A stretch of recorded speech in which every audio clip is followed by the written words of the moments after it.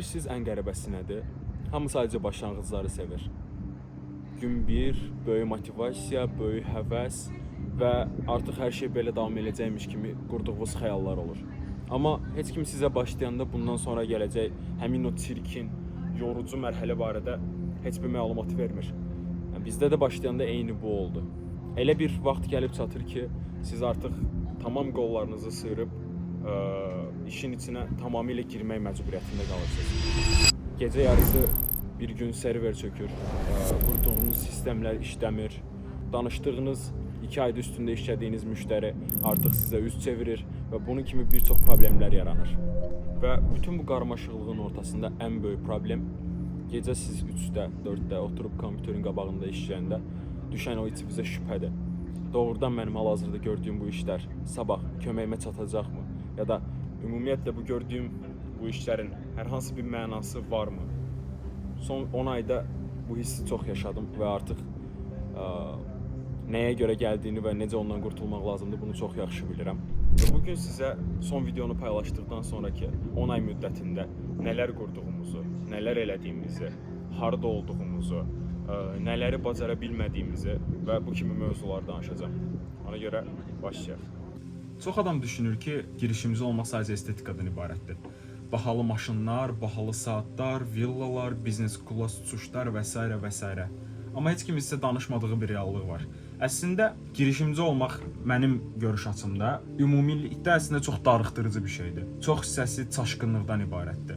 Çox hissəsi gecə 3-də, 4-də kompüter qarşısında oturub mən bəlkə də həyatımı boşuna sərf edirəmmi sualını verməkdən ibarətdir. Hansı ki, sizinlə paylaşmadığım son bir ildə ən çox hiss elədiyim hisslərdən birisi budur. Bu bir il müddətində demək olar ki, hər şeyi yoxladıq. SaaS toolları, süni intellekt məhsulları, avtomatlaşdırma sistemləri, proqramlaşdırma, content, ağlınıza gələ biləcək hər yolu. Hətta hamınızın bildiyi həmin o standart internetdə reklam olunan biznes modellərin belə. Dropshipping olsun, kriptosu olsun, kurslar olsun və s. Bunların hamısını yoxladıq.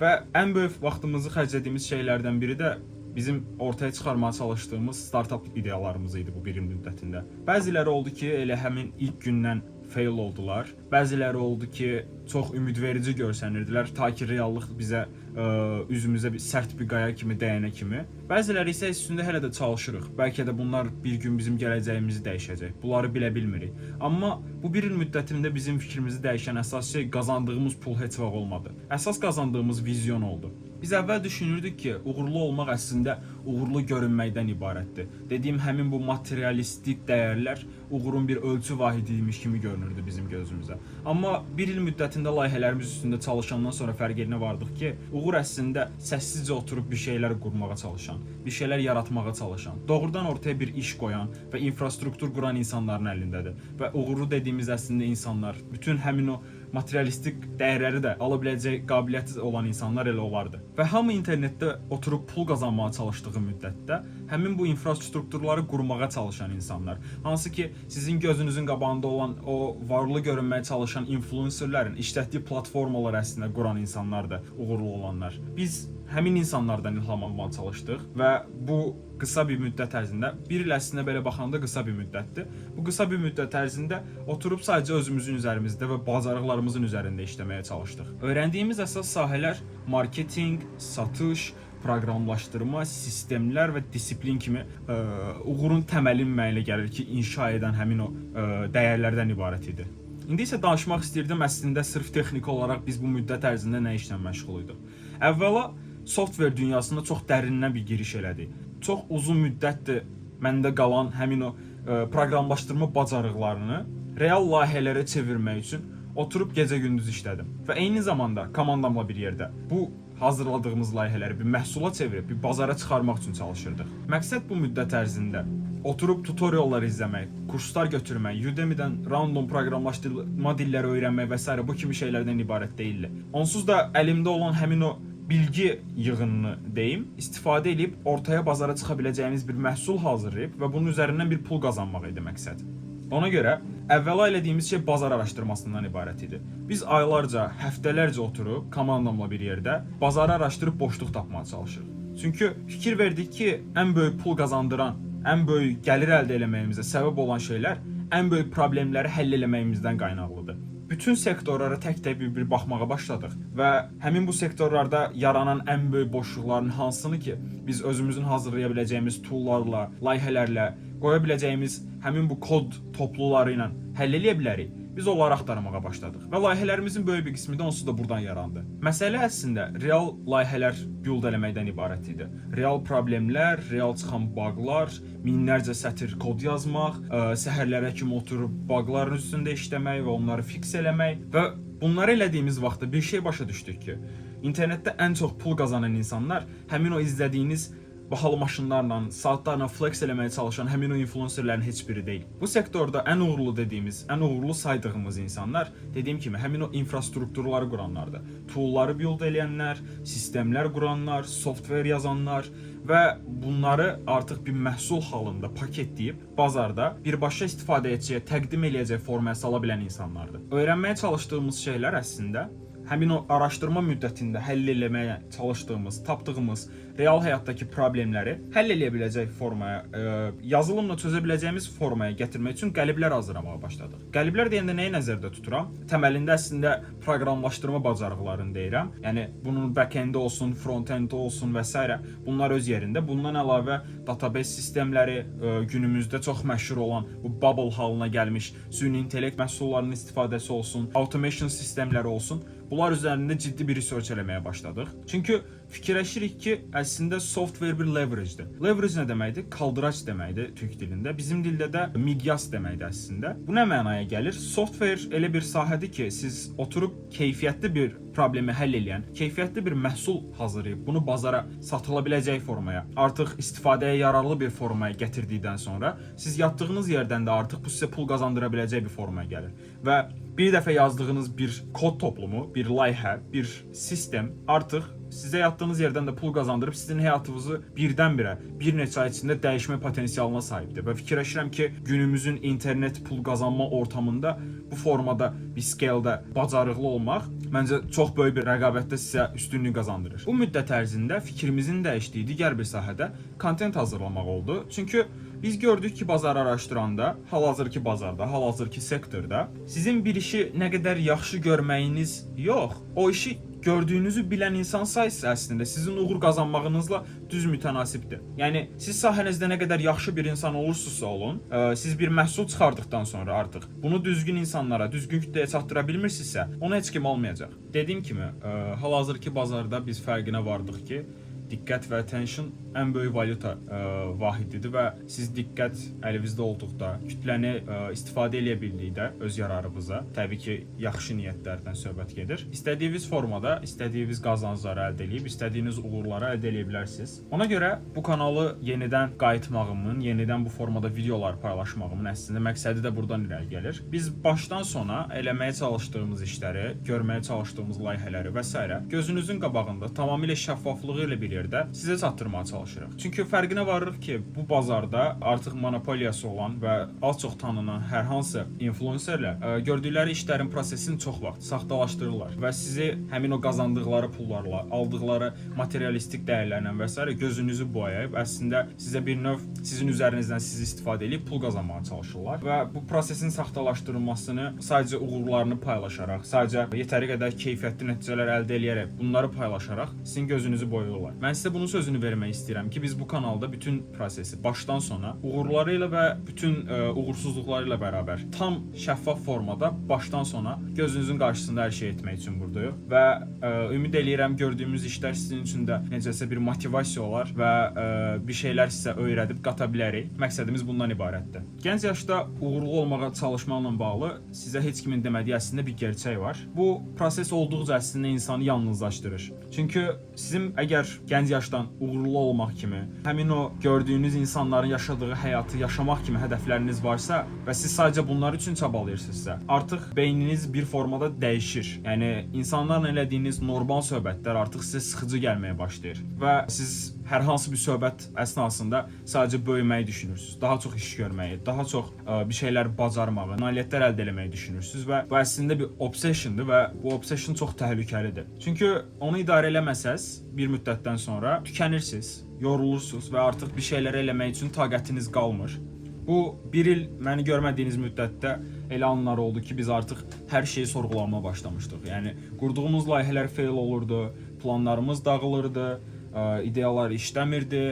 komandada öz aramızda narazıçılıqlar yaranırdı və s. və s. Hətta bəzi həftələr var idi ki, dönüb geriyə baxanda sıfır progres eləmiş kimi görürdük özümüzü. Yəni dönüb geriyə baxdığımızda həmin həftələrdə heç bir iş görmədiyimizə inanırdıq. Amma indi fikir verirəm ki, əslində bizim bu perspektivi dəyişməyimizdə elə həmin ən vacib anlar həmin həftələr idi. Çünki disiplin əslində motivasiya ilə yaranmır. Motivasiya müvəqqəti bir sizə təkan verir. Həmin təkan bir müddətdən sonra bitir, amma disiplin qurduqdan sonra siz motivasiyanız olmadığı anlarda belə işləməyə özünüzü öyrəşdirsəniz, davamlı olaraq bunu özünüzün işlərinizə yükləyə bilsəniz, onda bacaracaqsınız. Çünki əslində dediyim kimi disiplin motivasiyadan yaranmır və sizin həmin o həyatınızın gələcəyi ilə bağlı verdiyiniz ən önəmli qərarlar bu tükənmişliyə çatdığınız, motivasiyanızın olmadığı anda verdiyiniz qərarlardan ibarətdir. Çünki dərk eləməli olduğunuz mentalitet bundan ibarətdir ki, sizi heç kim həyatınızda gəlib xilas eləməyəcək. Nə ailəniz, nə dostlarınız, nə oxuduğunuz universitet ya da ki,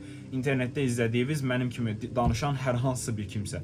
Heç kim sizi xilas eləməyəcək və bu həyata tək gəlmisiniz, qurmalı olduğunuz gələcək də sadəcə sizdən asılıdır. Əgər siz də mənim kimi bu formada bir düşüncədəsinizsə və azad, uğurlu bir gələcək xəyalı ilə çabalayırsınızsa, fərqinə varmalısınız ki, dediyim kimi heç kim sizi xilas eləməyəcək və həmin o ağrılı keçən, əziyyətli keçən günlərin ardında çox parlaq günlər sizi gözləyir. İndi isə biraz da bu kanalın gələcəyi ilə bağlı sizlə danışmaq istəyirəm. Bu kanal artıq konsept olaraq əslində tamamilə dəyişir. Bundan sonra sizə burada fake guru imici verməyi heç istəmirəm və biz burada xəyal satmaq üçün sizinlə bir yerdə görüşməyəcəyik. Gördüyümüz real işləri, nəticələrini və bütün prosesi detalları ilə bir yerdə sizinlə paylaşıb gözünüzün önündə edib sizə də buradan bir kömək, fayda sağlamaq məqsədini daşıyırıq. Növbəti videolarda siz nələr görəcəksiniz? Bizim oturub saatlarla kod yazmağımızı, startup ideyalarımızı test eləməyimizi, yeni biznes modelləri test eləməyimizi, uğursuz olmağımızı, ümumi bu hazırladığımız, izlədiyiniz kontentlərin necə hazırlandığı, networking eləməyimiz, gəzməyimiz, ölkələrə, fərqli ölkələrə səyahət eləməyimiz və ən əsasında da bunları eləyən müddət ərzində başdan sona böyüməyimiz. Çünki hal-hazırda bizim generasiyanın, bizim nəslin sadəcə 2 dənə seçimi var.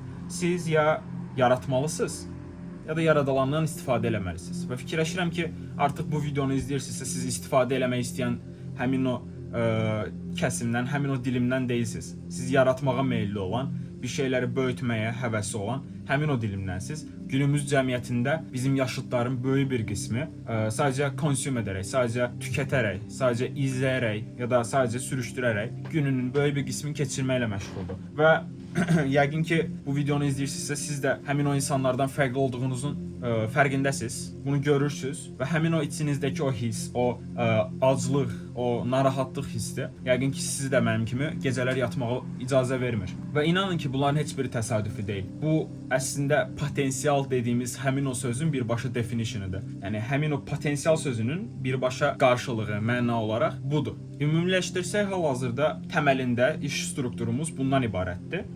Bu bir il müddətində düşüncəmiz və artıq baxış açımız bu prosesə dəyişəndən sonra biz artıq fərqinə vardıq ki, bütün gördüyünüz bu məhsullar, bütün bu bazar, bütün bu kaos hamısı əslində təməlində 4 mərhələyə dayanır. İlki dediyim kimi diqqət, attention, sizin kütləyə nə verdiyiniz. İkincisi bacarıqlar, dəyərlər, öyrəndiyiniz bilik və adaptə edə biləcəyiniz bacarıqlar. Üçüncüsü leverage, yəni miqyas. Siz bu gördüyünüz işi nə qədər böyük miqyasda eləyib artıq bir müddətdən sonra özü işləməyə başlayacaq. Bu formaya gətirə bilərsiniz. Və ən axırıncısı və ən önəmlisi davamlılıq, consistency. Nəyə görə? Videonun başında da dediyim kimi, gün bir böyük motivasiya, böyük həvəs və sizin bu motivasiya ilə başladığınız yol inanın ki, bir həftədən sonra, 2 həftədən sonra, ən yaxşı versiyada bir neçə ay sonra dayanacaq və sizin artıq işləmək üçün heç bir həvəsiniz qalmayacaq. Bu qədər. Əgər siz hansısa bir skill yaradıb ortaya qoya bilirsinizsə, göstərə bilirsinizsə,